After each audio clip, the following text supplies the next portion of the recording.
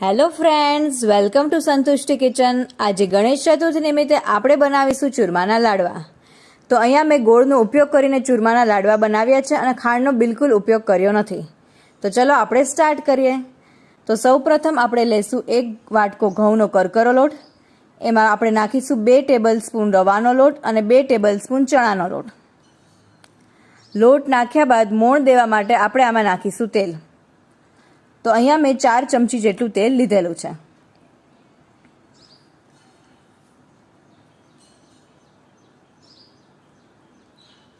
તેલ નાખ્યા બાદ આને આપણે બરાબર મિક્સ કરી લેશું.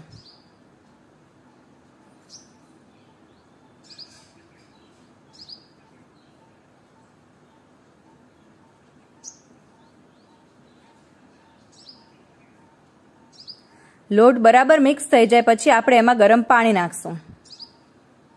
તો અહીંયા મેં અડધી વાટકી જેટલું ગરમ પાણી લીધું છે.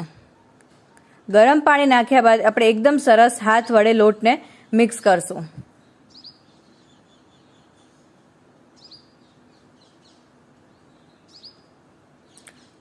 લોટ બરાબર મિક્સ થઈ જાય પછી એમાંથી આપણે મૂઠિયા કરીશું. તો આપણે આ લોટમાંથી 10 થી 12 જેટલા નાના નાના મૂઠિયા કરવાના છે. તો આપણે આ રીતે હાથથી સરસ પ્રેસ કરીને મૂઠિયા બનાવીશું. મૂઠિયા બનાવવા માટે આપણે હાથમાં થોડો લોટ લેશું, એને પ્રેસ કરીશું અને આવી રીતના શેપ આપી દઈશું.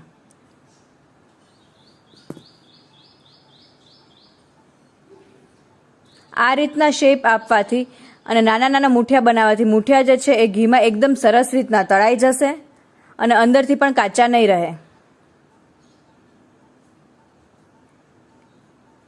તો આવી રીતે આપણે બાકીના મૂઠિયા પણ બનાવી લેશું.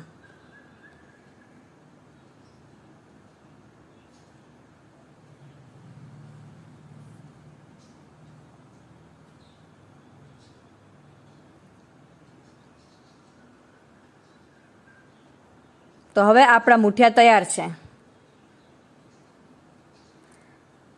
અહીંયા મેં 10 થી 12 જેટલા નાના નાના મૂઠિયા બનાવ્યા છે. તો હવે આપણે મૂઠિયાને ઘીમાં તળી લેશું. તો અહીંયા એક લોયામાં મેં ઘી લીધું છે.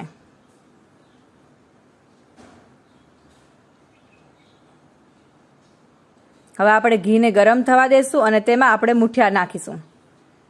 તો એકવારમાં આપણે જોઈ શકીએ છીએ કે આપણે 5 થી 6 જેટલા મૂઠિયા તળી શકાશે.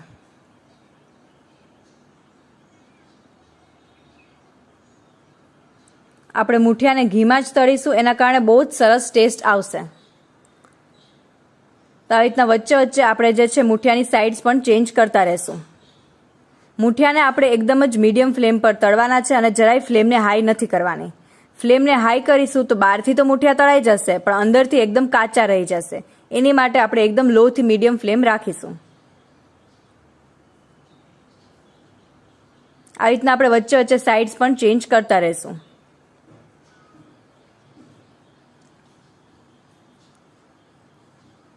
આપણે જોઈ શકીએ છીએ કે એકદમ ઘીમાં મૂઠિયા જે છે સરસ તળાઈ રહ્યા છે.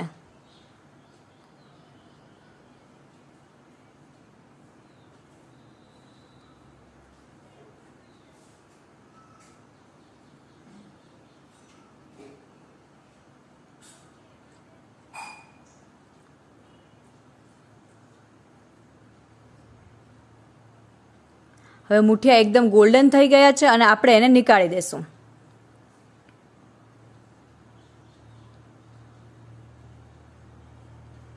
બધા મૂઠિયા એકદમ સરસ રીતના તળાઈ ગયા છે, ગોલ્ડન થઈ ગયા છે અને આપણે હવે એને નીકાળી લેશું.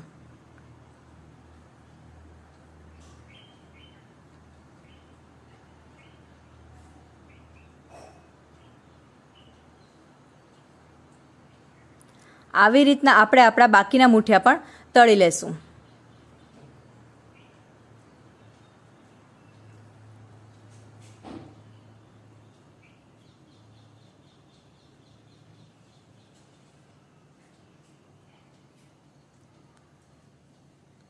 તો આપણે આપણા બાકીના મૂઠિયા પણ આવી જ રીતે તળી લેશું અને એકદમ ગોલ્ડન થાય ત્યાં સુધી આપણે એને તળવા દઈશું. તો આપણે જોઈ શકીએ છીએ કે હવે આપણા મૂઠિયા જે છે એકદમ સરસ રીતના તળાઈ ગયા છે.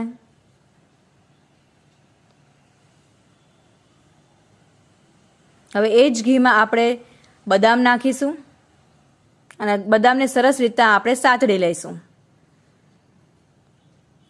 કાજુ બદામ નાખવાથી લાડવામાં બહુ જ સરસ ટેસ્ટ આવે છે અને એ પણ સતળાયેલા કાજુ બદામ હોય એટલે મજા પડી જાય. તો બદામ આપણી સતળાઈ ગઈ છે અને હવે આપણે એને કાઢી લઈશું. હવે આમાં આપણે કાજુ નાખીશું અને કાજુને પણ એવી જ રીતે આપણે સાતળી લઈશું.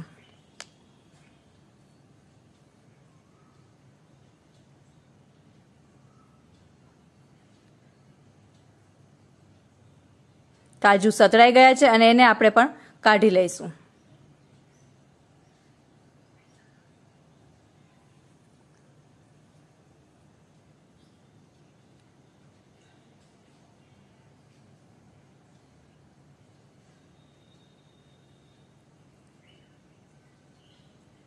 હવે આપણે દ્રાક્ષ નાખીશું અને દ્રાક્ષને પણ આવી જ રીતના સાતળી લઈશું.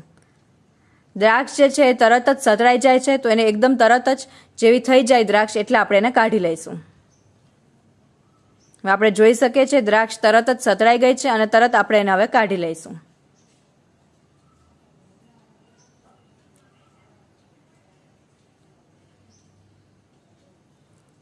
હવે આપણે જોઈ શકીએ છીએ કે આપણા કાજુ બદામ અને દ્રાક્ષ ત્રણેય એકદમ સરસ રીતના સતળાઈ ગયા છે. તો હવે આપણા જે મૂઠિયા હતા એને આપણે 1/2 ભાગ કરી લઈશું. બધા મૂઠિયાના આપણે આવી રીતના 1/2 ભાગ કરી લઈશું અને મિક્સરમાં આપણે આને સરસ રીતના ગ્રાઇન્ડ કરી લઈશું. તો મૂઠિયાના આપણે 1/2 ભાગ કરી લીધા છે અને આપણે હવે આને એક મિક્સરમાં નાખીશું. મિક્સરમાં નાખ્યા બાદ આપણે આને મિક્સરમાં સરસ રીતના ગ્રાઇન્ડ કરી લઈશું. તો આ એક બહુ જ ઇઝી છે કે આપણે મૂઠિયાને સરસ રીતના મિક્સરમાં ગ્રાઇન્ડ કરીએ છીએ. મિક્સરમાં ગ્રાઇન્ડ કર્યા બાદ આપણે જોઈ શકીએ છીએ કે એકદમ જ જે મૂઠિયા છે એમાંથી એક કરકરા લોટ જેવું બની ગયું છે. આપણે બહુ વધારે નહીં થવા દઈએ, નહીતર એકદમ જે છે આ ચીપચીપો લોટ બની જશે. આપણે એકદમ આને કરકરું રહેવા દઈશું.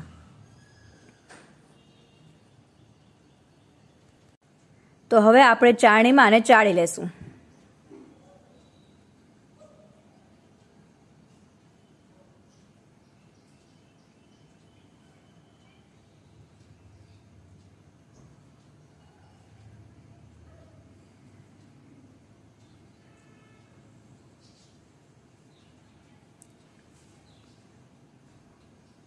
તો આપણે આને ચમચા વડે હલાવીશું અને સરસ રીતના ચાળી લઈશું.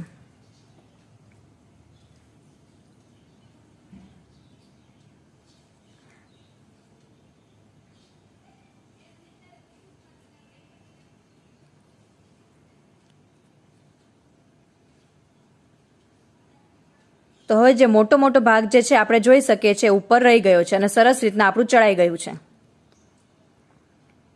તો હવે તમે જોઈ શકો છો કે આપણું કેટલું સરસ ચડાઈ ગયું છે. આમાં આપણે આપણા સાતળેલા કાજુ બદામ અને દ્રાક્ષ નાખી દઈશું. એમાં આપણે 1 ચમચી એલાયચી પાવડર નાખીશું અને ચપટી જાયફળ નાખીશું. આને આપણે એકદમ સરસ રીતના મિક્સ કરી લીધું છે. હવે તો હવે આપણે ગોળ ઘીની પાઈ બનાવીશું. તો એની માટે મેં એક નાની વાટકી ઘી અને અડધો કપ ગોળ લીધો છે.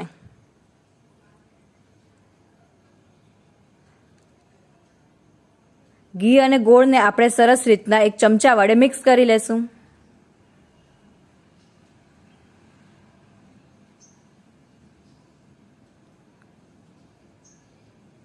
તો આપણે જોઈ લેશું કે ઘી ને ગોળની પાઈ કેવી સરસ રીતના બને છે.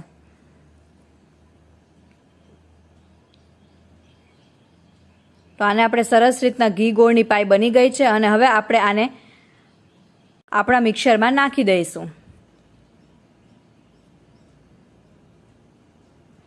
તો અહીંયા મેં ખાંડનો બિલકુલ ઉપયોગ નથી કર્યો અને ગોળનો ઉપયોગ કરીને જ લાડવા બનાવ્યા છે. હવે આપણે આને એકદમ સરસ રીતના મિક્સ કરી લેશું.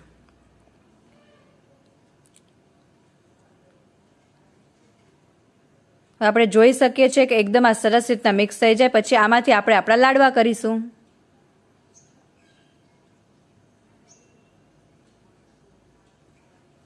તમે જોઈ શકો છો કે એકદમ સરસ રીતના કરકરું આપણું સરસ થઈ ગયું છે. તો હવે આપણે આમાંથી આપણા લાડવા કરીશું. તો હાથ વડે જ મેં આવી રીતના સરસ લાડવા કર્યા છે. લાડવાને એકદમ ગોળ આકાર આપી દઈશું અને પછી લાડવાને પર ખસખસ લગાવી દઈશું આપણે.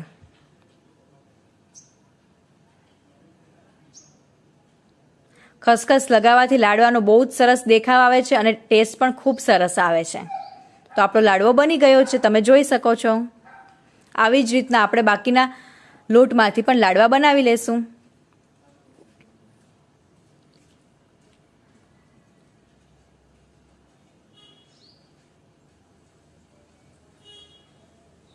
બધા લાડવાને આપણે આવી રીતના ખસખસ લગાવી દઈશું.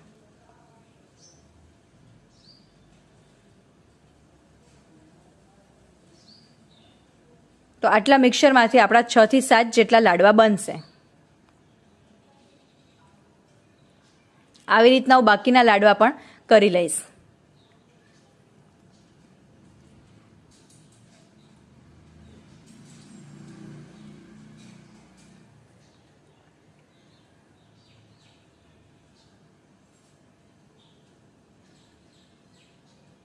તો આપણા બધા જ લાડવા સરસ રીતના બની ચૂક્યા છે.